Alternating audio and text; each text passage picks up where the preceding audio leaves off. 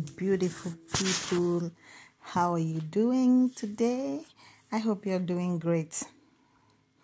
Thank you for stopping by to watch this channel and what we have today. We want to see the different ways by which you can still eat your favorite foods. A lot of us are able to or unable to eat the food they have always known, probably because they don't have access to it. It's not readily available, and when it is, the traditional methods by which they were prepared are almost impossible to perform, and then they miss out on their favorite meals. Today, let's look at how we can make use of our corn. A different way, or the possibility of still having that your favorite pap, Akamu, or whatever you call it in your location, and the different ways by which you can also make use of that grain you have at home. Thank you once again. This is Bridges. Here we talk about lifestyle and relationships. Truly, we have different types of corn, but I'm particularly working with this white corn. The first thing you do is to get the grains of the corn ready. Any form of blender can do, any form of dry grinder. There are also wet grinders that can do the same work after you have soaked the corn, but today we are working on the dry method. You grind the corn. You see what I'm doing? I'm using a coffee grinder. The dry grinder in your regular blender can still do the work. If you also have other means of size reduction to be able to get this particular product to a finer state, is still okay. But the important thing is to get it grinded as smooth as can be. The next thing you do is to get a sieve of fine aperture. These sieves come in different shapes, but you can see the one I'm using today. Sieve out the starch. Put it back in the dry grinder. Grind it again as much as you can to get the food as much as you can. You will notice that even the bran or part of the bran is being sieved into the flour. You don't have to worry. Those are good fiber for you. Just assume that you're eating the corn directly. This is a fresh corn that I took from my mother's produce. She didn't even know what to do with most of them because they were much. You know how it is for our parents in the villages. They have a lot of these things and they are wasting in those localities because the people sometimes are not able to consume all that is produced. And even when they sell, almost every person in the locality have their own produce. They either sell them off at a very low price, or there are several post-harvest losses and all those many issues. So I got myself some and I'm making the most of it. You keep going as much as you can. Sometimes I do this just about the time I want to use it, or some days before, depending on what I want to achieve. You can go ahead and grind all your corn and store them, or you just do bit by bit as you eat along, or you use it for whatever purpose you want to use it for. I go ahead and get as much as I can, and even to get as much as I can get out of the corn. Somebody will say, are you eating the chaff? I asked you earlier, if you were eating the corn, are you not going to be eating everything in that corn? They are good for fiber. These are unprocessed food. The vitamins are still there. Everything is fresh, not packaged or chemicalized. You see what I have? I have a lot of flour coming out from there. I keep gathering all the substance I get from the grinding, put them in an airtight container from where I can take them whenever I want or immediately as I want to use it. Can you see what I have? Isn't it interesting that I am processing my own food without all that go into commercial or industrial processing? Look at that chaff or the bran. You know, I made the grits to be as fine as I can. I want to show you other means. If you say you don't have a dry grinder, you probably have a pestle and a mortar in your house. Pestle and mortar in your house, grinding stone, whatever you can use to reduce the quantity. Just go ahead, put it. In this case, you might not be able to do in large quantities, but you can crush as little as you can crush for yourself. By the time you've done this, you still go ahead and sieve it the way I did earlier. Grinding stones can still help. Or peradventure, you tell me, I don't want to do it the way you did it at first because it won't give me that tact and sour taste of akamu or corn or pap or the African pap. You can get that sour taste by fermenting it. Soak it, just do the grinding, soak it in water for about 7 days in an airtight container, or you can still leave it open, but make sure it's in a clean environment. You will notice that it will ferment within 7 days. I think the duration is between 4 to 7 days, but it depends on the level of fermentation you are looking for. As soon as you have it fermented, you will notice the bubbles on top of the liquid. You can change the water after some days, or better still, if it's in an airtight container, you can still leave it. At this point, you go ahead and sieve it. And even if you say, I don't want to have the chaff or the bran together in it, I need it as smooth as it can be, like the original custard or pap that I know, gets a mesh, or even the sieve I used earlier, but something of a finer aperture, something that will not allow the bran to go through. You get a mesh. I'm using this because this is what I have at the time. There are ones that are much better and closed than this mesh that I have here. Some of them also come in sacks that are small or big, it depends on the size you want to do, but for this demonstration I'm just using the little things I have with me. Go ahead and put it onto the sieve or the mesh. You just put the starch onto the mesh and then add water. Notice what I'm doing. I am not packing water because you just want to get the food out of the grinded and soaked corn.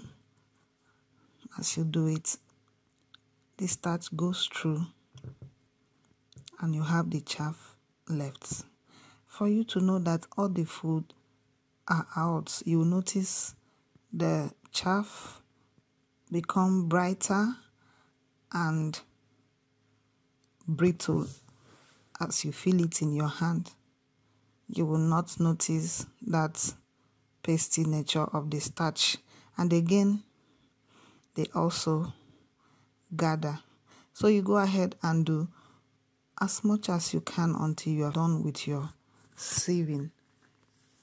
You take out the chaff, you can throw it away, you can incorporate it into any other thing where you need fiber. You can also use it for animal feed or for any other improvisation, or for manure, or for any other improvisation you want to use it for. I also want to show you another way to do the same thing. You can also use the mesh I used earlier, the sieve that I used earlier. Just put a lot of water in a bowl, put the food on it, and then keep shaking it into the water until the starch is all out. You will notice that when the starch is all out, the chaff stays on its own. If you feel you need to use hand to support it, it's still okay, but there's no need to worry as the stuff goes into the water, and what you have left on the sieve is the bran or the chaff. And at this point, you will notice that it starts gathering together simply because the starch is all out. You'll notice that they gather in the center. That is when you know that you're good to go, or that you have separated the starch from the bran. The next thing I'm going to show you is how to collect the sieved starch. You allow it rest for some moments so the starch can go properly sitting down below the bowl. At this point, you decant the water, separate the water carefully. Your purpose is to collect the final product, which is the starch. Once this is over, you can collect it into a container, either put it in the fridge if you don't want it further fermenting, or leave it still in the water outside the fridge and collect whenever you want. It all depends on what you want to achieve. So collect the last product, put it in an airtight container, take it back to the fridge. It can just be refrigerated depending on how often you need it. It can also be frozen till whenever you want to use it. Depends on the situation around you. At this point, I try to make food out of what I have grinded. Take some food in a container, add some water, and then if you feel you need some more, you can add some more. I had to add some more because many mouths waiting for this need to be accommodated. Take note of what I'm doing. I am not just heaping water. You just add minimal liquid depending on the thickness you're looking for. You can notice the black eyes of the corn, the pieces of the grains of the brands all over the corn. I decided at this point to add a little sweetener, sugar, and then just to sweeten it. Products like this are naturally sweet because they are carbohydrates, they have sugar. You can do without it, but if you are sweet-mouthed, there's no harm in sweetening it, at least moderately. I go on to put it on fire. I had already boiled water to make that, but because it is not the regular starch, like it is not 100% starch because of the bran, I have to cook it to some extent. So you go gradually topping the water just the way you make pap or custard. Some people are going to call this custard, pap, and whatever name it is. Just feel free to give it your own name. You keep stirring, make sure there are no lumps in it. In a moderate heat. Why you keep stirring is to avoid lumps and to make sure it is smooth enough as you're cooking it. Another reason is to avoid burning. The starch settles down and with the heat it starts burning. So I'm trying to get to that point where it starts to gel, to gelatinize. As I watch it, at a point you start noticing that it starts cooking from below. You start noticing that it's beginning to gel from under. At this point, you can determine the thickness of your pap. If it's that thick, you can top water. You can even decide to mix this or thin it a bit with liquid milk. but go ahead and smoothen it. Make sure it doesn't form seeds. Wow, we have a wonderful porridge with those blend of grains of brands. It can be any color of corn. Some corns are yellow, some are brown, some are red. Whatever color you have should be able to give you the same product. Like I said, you can decide to add milk or anything you want to add. But at this point, I'm trying to make sure the product doesn't retrogress, as in turn into liquid, just because it's not properly cooked. Call it whatever you want to call it: porridge, puree, pap, custard. But I don't show you how next you can use that corn, how next you can enjoy your favorite meal without having to wait for months to travel back to your locality to process them the way you do originally.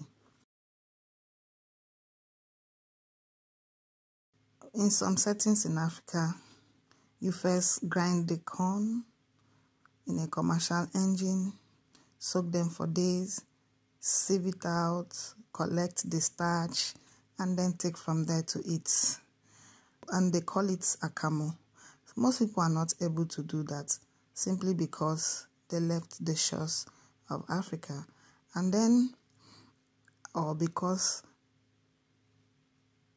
they are not able to have access to the regular corn they know. Corns from Africa are really starchy. You see that beautiful product. At this point, we take it out from the fire so it doesn't get burnt. Cut out the quantity you want. Isn't it beautiful?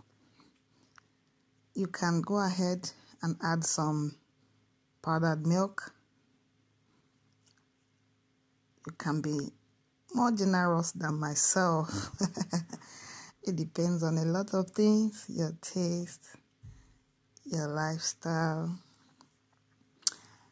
and all those things that I don't want to go into. Some people go ahead to add some chocolates, powder. Just feel free to add anything you want to add to it. It's very cooperative. It's going to come together. Now, I'm just using these waffles for the purpose of presentation. You can use anything to eat this wonderful porridge, wonderful pap, wonderful custard, wonderful whatever you call it. Decide what you use for it. Most people use proteins like bean cakes and any other thing you want.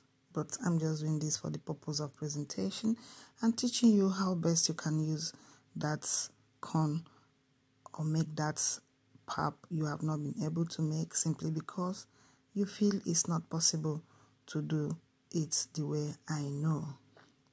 This can also serve as baby food. It's good for all ages. There is no additive. It's corn coming straight from my mother's farm.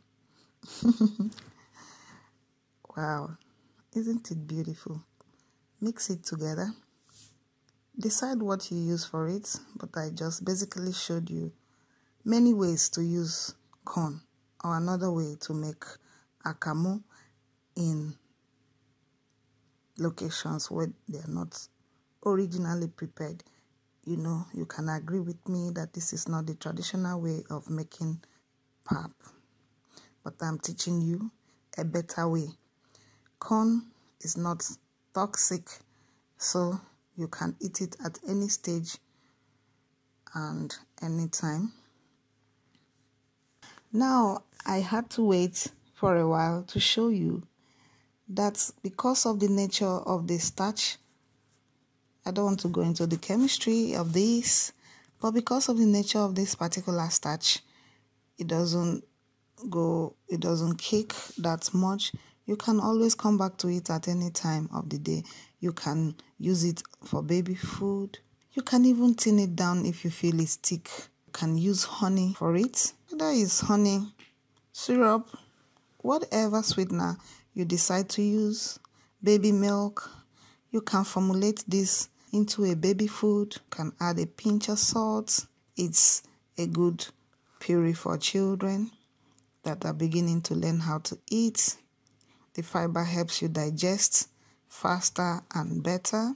So hopefully today I've been able to show you how you can go about using that corn you brought from Africa or that corn you have at home. Let me also put this disclaimer. It is not all brands of corn that can give you this, like the popcorn can be out of this. We have come to the end of this experiment.